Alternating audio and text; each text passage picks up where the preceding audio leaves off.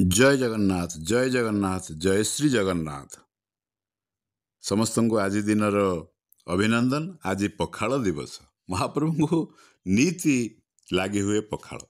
आम तो वर्ष थे गोटे दिन पखाल दिवस पालन करुचु कि जगन्नाथ पाखरे प्रभु पाखरे पांचटे प्रकार पखाल लगे।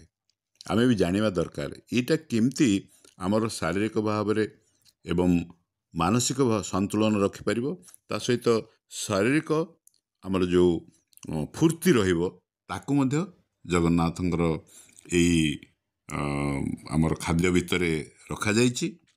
जहाँकि आमे जदि कविचंद्र कालिंदी चरण पट्टनायक रचित जो पल्ली गीत ओडिया पखाल प्रीति प्रेम को प्रमाण करिवारे यथेष्ट साहाय्य करे।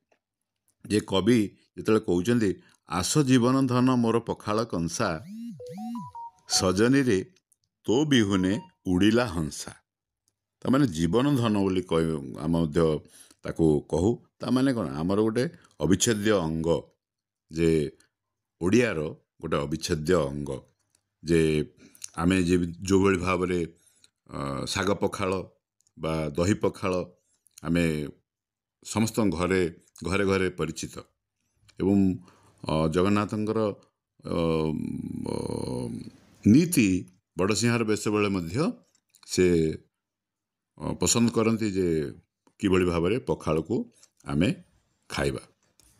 यह वर्तमान भी देखिबा जे जोठी रोषेशाला अच्छी से गोटे बड़ मुगुनी पत्थर कुंड अच्छी जो थे कि प्रसाद हलापर महाप्रसाद से रखा जाए एवं ता सहित प्रभुंकर जो विभिन्न प्रकार 5 प्रकार जो आइटम तैयारी हुए द्विपहर रे अदा भिजा पखाल जीरा चिपुड़ी पखाल परसा जाए ता सहित अन्य समय टभा पखाल एवं दही पखाल एवं ता सहित दि जाए लुण जीरा अदा मिसा जाए। महाप्रभु पाखरे लगी होता विभिन्न प्रकार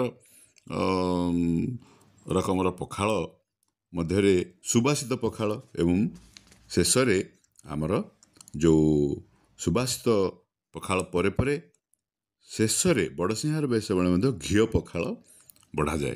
तेणुक महाप्रभुंर अति प्रिय एको ए गोटे प्रकार नि जापे जितेबले भगवान जाती रथयात्रा समय सेठी भी आमर गुंडीचा मंदिर रे भी ये व्यवस्था रही। तेणु आज दिन को समस्ते आमे केवल दही पखाल आज दिन में नहीं आर महत्व जानिबा एवं सारा पृथ्वी को ये संस्कृति जमी व्यापीब ताकू ध्यान रखा। समस्ते आनंद रुहतु पखाल खातु। बहुत बहुत धन्यवाद।